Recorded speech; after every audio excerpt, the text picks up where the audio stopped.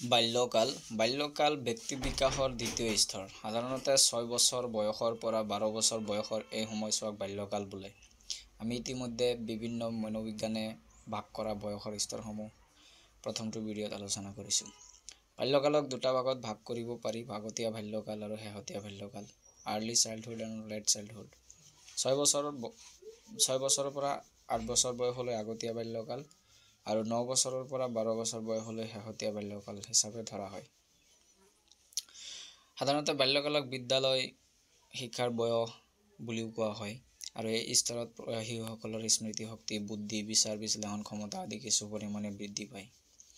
এতিয়া আমি চাম বাল্যকালৰ বৈশিষ্ট্যসমূহ, কেৰেক্টাৰিষ্টিক্স অফ চাইল্ডহুড।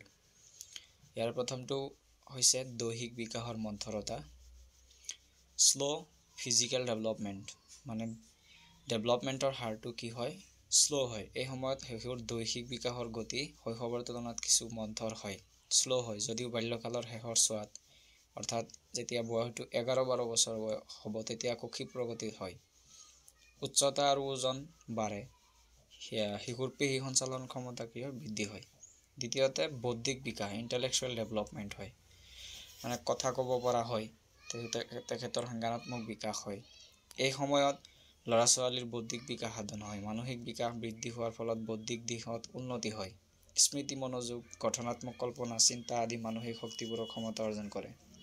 লাহে লাহে যেতিয়া স্কুলত যাবলৈ আৰম্ভ কৰে, তেতিয়া আখৰসমূহ চিনি পায়, সংখ্যাসমূহ চিনি পায়, ঠিক ইত্যাদিৰে সিহঁতৰ ইণ্টেলেকচুৱেল ডেভেলপমেণ্টটো ষ্টাৰ্ট হয়।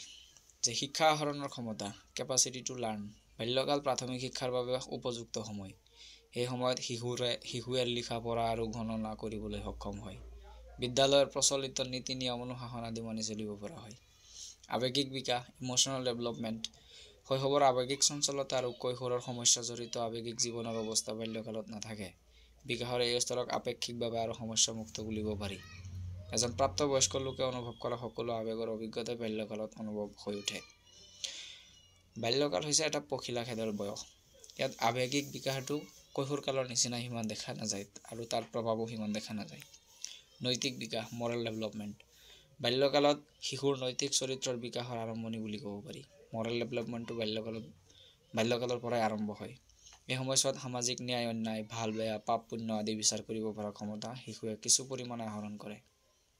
এনে ক্ষেত্ৰত পিতৃ মাতৃ তথা পৰিয়ালৰ প্ৰভাৱ অত্যন্ত গুৰুত্বপূৰ্ণ, কিয়নো বাল্যকালত শিশু এটাৰ তাৰ সামাজিক বিকাশখিনি, ছ'চিয়েল ডেভেলপমেণ্টখিনি প্ৰথমতে ঘৰ, তাৰপিছত সমাজ, তাৰপিছত স্কুল ইত্যাদিৰ দ্বাৰাই আৰম্ভ হয়, পৰিয়াল, বন্ধুবৰ্গ। সামাজিক বিকাশ, ছ'চিয়েল ডেভেলপমেণ্ট, সেই একেখিনি কথা ইয়াত আওৰাব লাগিব। যি নহওক, পিছৰটো হ'ল বহিৰ্মুখিতা, এক্সট্ৰভাৰ্চন। বাল্যকালত শিশু বহিৰ্মুখী হয়। এই সময়ত বাহিৰত খেলা ধূলা কৰা, ফুৰা চকা কৰি শিশুৱে ভাল পায়। ঘৰৰ পৰিৱেশ সংকীৰ্ণ বোধ কৰে। সিহঁতে ফ্ৰীডম বিচাৰে। দলীয় আনুগত্য, খেলা ধূলাৰ বাবে ল'ৰা ছোৱালীৰ একলগ হোৱা যিটো গেং বনে, সেইটোকে আচলতে দলীয় আনুগত্য বুলি কোৱা হৈছে।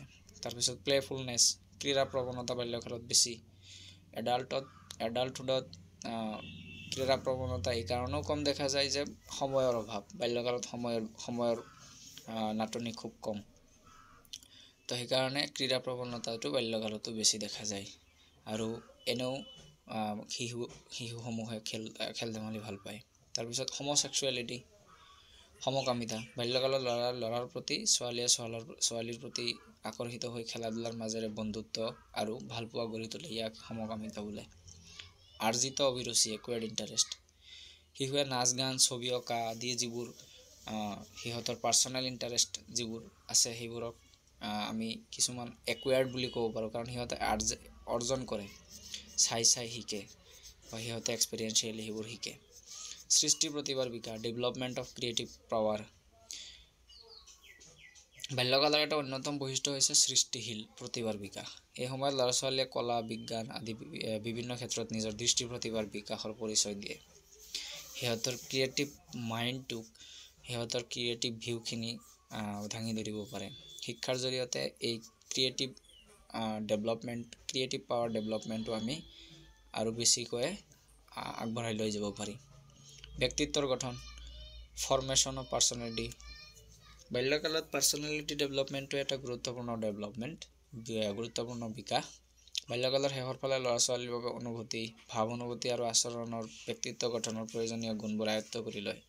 ফলত শিশুৱে নৈতিক চেতনা আৰু মনোভাৱ গঢ়ি উঠি ভাল বেয়া, তাৰপিছত ন্যায় অন্যায় বিচাৰ কৰিব পৰা হয়। মনৰ বোধ শক্তি আৰু যুক্তিযুক্ততাক প্ৰয়োগ কৰি সুস্থ ব্যক্তিত্ব গঠনৰ প্ৰতি আগবাঢ়ে। ধন্যবাদ।